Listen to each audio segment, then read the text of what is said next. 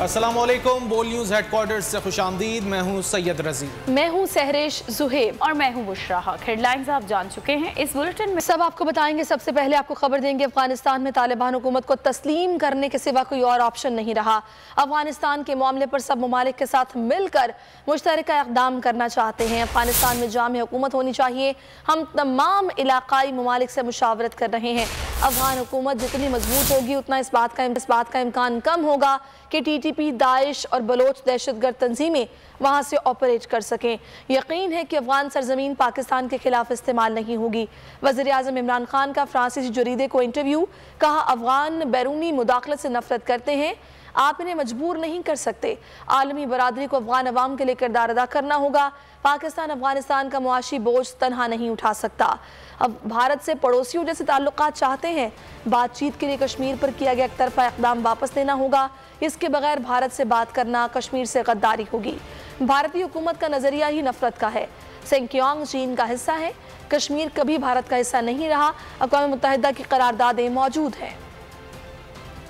वज़ीर-ए-आज़म इमरान खान ने कहा है कि डिजिटल बैंकिंग ट्रांजैक्शन के सिलसिले में रास्त निज़ाम का इजरा आवाम की तरक्की के लिए इनकलाबी कदम साबित होगा। आवाम अपने मोबाइल फ़ोन्स के जरिए रकूम की अदायगियाँ और वसूली कर सकेंगे।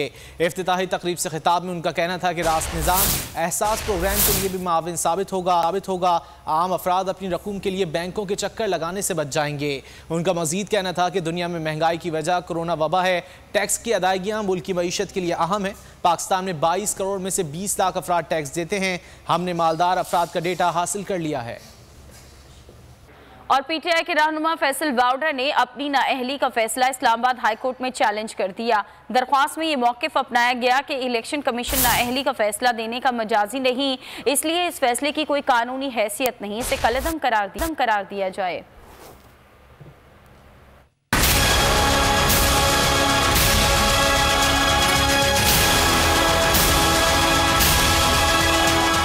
फैसल वाडा इलेक्शन कमीशन के आगे डट गए। अपनी नाअहली का फैसला इस्लामाबाद हाई कोर्ट में चैलेंज कर दिया। PTI रहनुमा फैसल वाडा की जानिब से दायर दरख्वास्त में नाअहली से मुतालिक इलेक्शन कमीशन का फैसला कलअदम करार देने की इस्तदा की गई है। फैसल वाडा ने अपील एडवोकेट वसीम सज्जाद की वसात से दायर की। दरख्वास्त में मौक़िफ़ अपनाया कि इलेक्शन कमीशन नाअहली का फैसला देने का मिजाज नहीं था। इलेक्शन कमीशन के फैसले की कोई कानूनी हैसियत नहीं, लिहाजा इसे कलअदम करार दिया जाए। इलेक्शन कमीशन ने दोहरी शहरियत छुपाने पर फैसल वाडा को ताहयात नाअहल करार दिया था। इमरान खान हमारी सियासी मुलाकातों से नहीं, मुल्की तबाही और महंगाई से घबरा गए। सदर नून लीग शहबाज शरीफ ने यह बात एहतिसाब अदालत लाहौर में पेशी पर मीडिया से गुफ्तगू में कही। उन्होंने कहा कि इस हुकूमत को बेहिसाब कर्ज लिया। मुल्की तारीख में ऐसी महंगाई और बेरोजगारी नहीं हुई। गंदम, शुगर, LNG समेत इस हुकूमत की करप्शन के खरबों के स्कैंडल हैं। मुल्की दौलत दोनों हाथों से लूटी गई। इन मामलात की वजह से इमरान खान को नींद नहीं आती। सब आपकी मुलाकातों से इमरान खान घबरा से गए, क्या कहेंगे सर? घबराहट परेशानी मेरी सियासी मुलाकातों से नहीं है। जो मुल्क की तबाही की है, मस्जिद की तबाही की है, महंगाई, बेरोजगारी में पाकिस्तान की तारीख में कभी इतना इजाफा नहीं हुआ जितना अब हुआ है। और फिर कर्ज़ों के ऊपर कर्ज़े इतने लिए गए हैं कि इसका कोई मिसाल नहीं। से मीटिंग कामयाब रही और करप्शन के बेपनाह स्कैंडल्स हैं, चाहे वो गंदम का हो, शुगर का हो, LNG गैस का हो। अरबों खरबों की करप्शन की गई है। मुल्क का दौलत दोनों हाथों से लूटी गई है।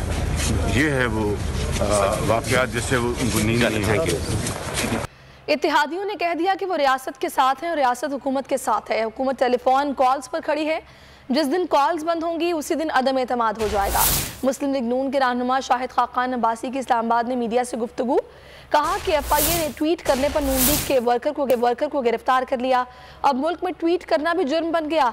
चेयरमैन नैब में हिम्मत है तो TV कैमरे लगाकर अवाम को बताएं कि 539 अरब में से कितने पैसे सियासतदानों से रिकवर हुए। इनके पास कोई जवाब नहीं। एहतसाब अदालतों में कैमरे लगाए जाएं ताकि अवाम को पता चले कि एहतसाब के नाम पर सर्कस लगाया जाता है। जमीयत उलमा इस्लाम ने 18 फरवरी को यौम हिजाब मनाने का ऐलान कर दिया। पार्टी के सेक्रेटरी जनरल मौलाना अब्दुल गफूर हैदरी ने इस्लामाबाद में मीडिया से गुफ्तगू में कहा कि जुमे को पार्लियामेंट के सामने भारतीय मुस्लिम खवातीन के साथ इजहार यकजहती के लिए रैली और जलसा होगा। मुल्क भर में एहतजाजी रैलियाँ और मुजाहरे किए जाएंगे। मुस्कान की जुर्रत ने बदमाशों पर खौफ तारी कर दिया। भारत का सेकुलर चेहरा अब बेनकाब हो चुका। मोदी हुकूमत में मुसलमानों पर जुल्म का बाजार गर्म है। भारतीय अदलिया भी शर्म से आरी हो चुकी। नून लीगी रहनुमा हमजा शहबाज ने लाहौर में मीडिया से गुफ्तगू में कहा है कि राब्ते सबसे हो रहे हैं, हदफ एक ही है और वो ये कि इमरान नियाजी को घर जाना है। ऑपोजिशन के साथ मिलकर हम अपने काम पर लगे हुए हैं। बहुत जल्द इमरान नियाजी से आवाम की जान छुड़वाएंगे। सहाफ़ी ने एहतिसाब अदालत में पेशी पर हमजा शहबाज से जहांगीर तरीन से राब्तों से मुतालिक सवाल किया था। जहांगीर, जो राब्ते हो रहे हैं आप लोगों से, राब्ते अपना जो है वो सबके साथ हैं, क्योंकि हदफ एक ही है कि इमरान नियाजी को घर जाना है इंशाअल्लाह।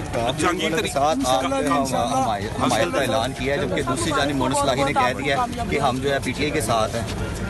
हम यकसू से अपने काम पर लगे हुए हैं तमाम ऑपोजिशन जमातों के साथ, और इंशाअल्लाह आवाम की जान इमरान नियाजी से अल्लाह छुड़ाएगा। हुकूमत गिराने में कामयाब हो जाएंगे अल्लाह ने चाहा तो ज़रूर होगी।